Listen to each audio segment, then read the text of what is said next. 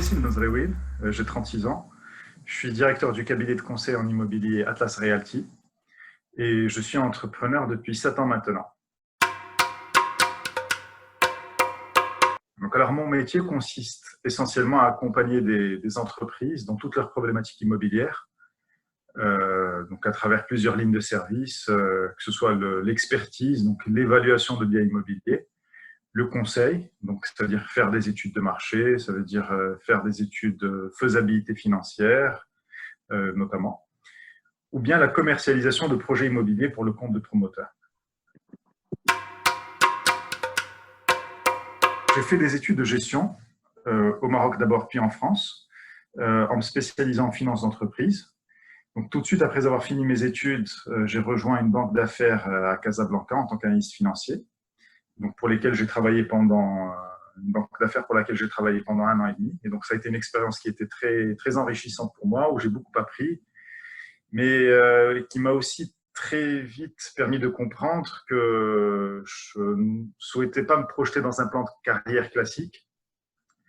Et puis aussi, voilà, c'est une expérience pendant laquelle je me suis posé beaucoup de questions sur le sens que je voulais donner à mon engagement professionnel, son utilité, etc.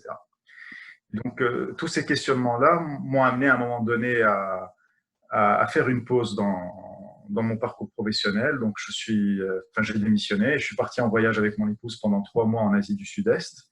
Et c'était une période que j'ai utilisée pour réfléchir un peu à ce que je voulais faire par la suite.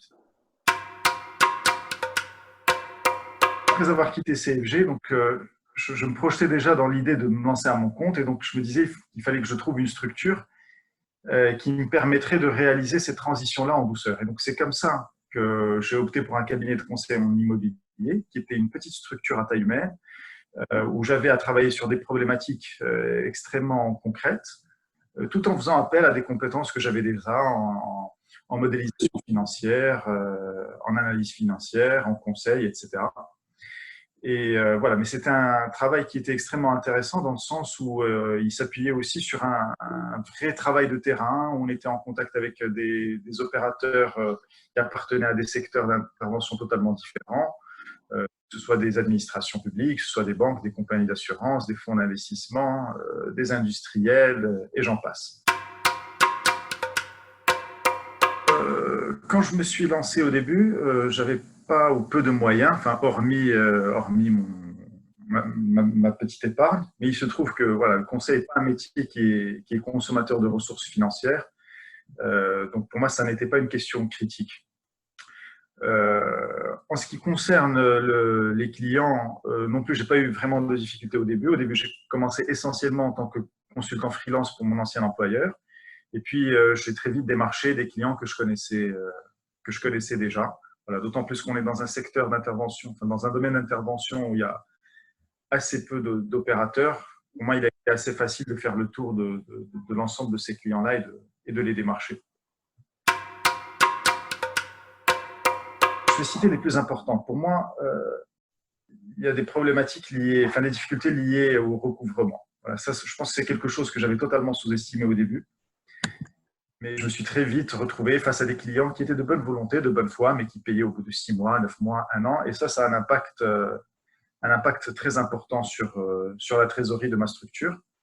D'autant plus que, alors j'omettais de parler de ce point-là au début, c'est que je me suis aussi lancé dans la commercialisation de projets immobiliers. Donc, qui dit commercialisation de projets immobiliers, dit une équipe commerciale sur le terrain. Donc, moi, pour ma part, j'ai 8 salariés.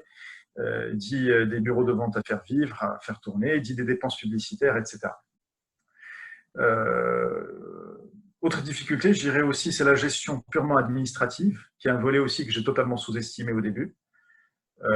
Sous-estimé parce que c'est un volet qui est consommateur de temps et qui n'est pas générateur de revenus. Donc, à tort, c'est quelque chose que j'ai minimisé. Mais c'est quelque chose que ensuite j'ai rectifié. Voilà, quand j'ai compris qu'on pouvait aussi perdre beaucoup d'argent en ne traitant pas les questions administratives de manière efficace.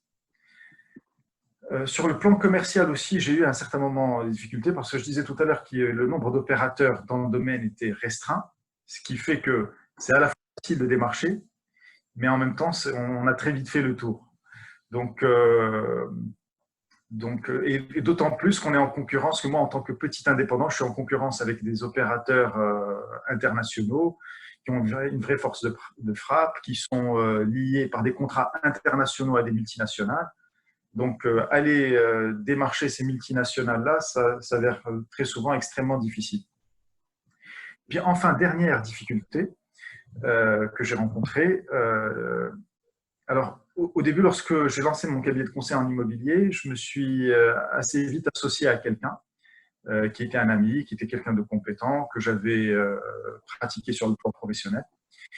Mais notre association s'est avérée, au bout de 2 ans à peu près, inefficace parce que nos compétences étaient redondantes. Donc, grosso modo, on savait faire la même chose, on n'avait pas de valeur ajoutée l'un pour l'autre. Et nos contributions étaient assez déséquilibrées. Aujourd'hui, la première leçon pour moi, la première erreur, je pense que ça a été vraiment de m'engager dans une association. Je pense que si je devais conseiller à des gens qui souhaitent se lancer à leur compte et qui réfléchissent à travailler avec d'autres personnes, c'est avant d'envisager l'association, envisager toutes les formes de collaboration intermédiaire. Ça veut dire un partenariat, ça veut dire peut-être créer une société ad hoc dédiée à un projet en particulier. Si vous décidez de vous associer, mettez en place un pacte d'actionnaires de sorte à ce que les obligations de chacun soient figées dans le marbre. Mais voilà, l'association est quelque chose de vraiment difficile et voilà, d'autant plus difficile que la sortie de l'association peut être très compliquée. Donc ça, pour moi, c'est la première chose. La deuxième chose que je conseillerais ou que je rappellerais aux gens, c'est qu'il faut être bien conscient des difficultés de l'entrepreneuriat. C'est-à-dire, très souvent, on considère que l'entrepreneuriat est une solution à toutes les difficultés ou bien au mal-être que n'importe quel salarié peut vivre. Or, ça n'est pas le cas parce qu'il y a une prise de risque sur le plan financier, en termes d'instabilité. On peut aussi avoir des revenus qui peuvent chuter drastiquement par rapport à ce qu'on avait en tant que salarié. En tout cas, moi, ça a été mon cas pendant 2 ou 3 ans après m'être lancé à mon compte. Donc, il faut être bien conscient de ces difficultés-là, sans parler bien sûr des difficultés administratives, etc. Troisième chose, je pense qu'il faut trouver des motivations positives dans l'entrepreneuriat. C'est-à-dire qu'il faut le faire pour un projet qui nous tient à cœur, parce que c'est ce qui nous permet de tenir lorsque les choses sont difficiles.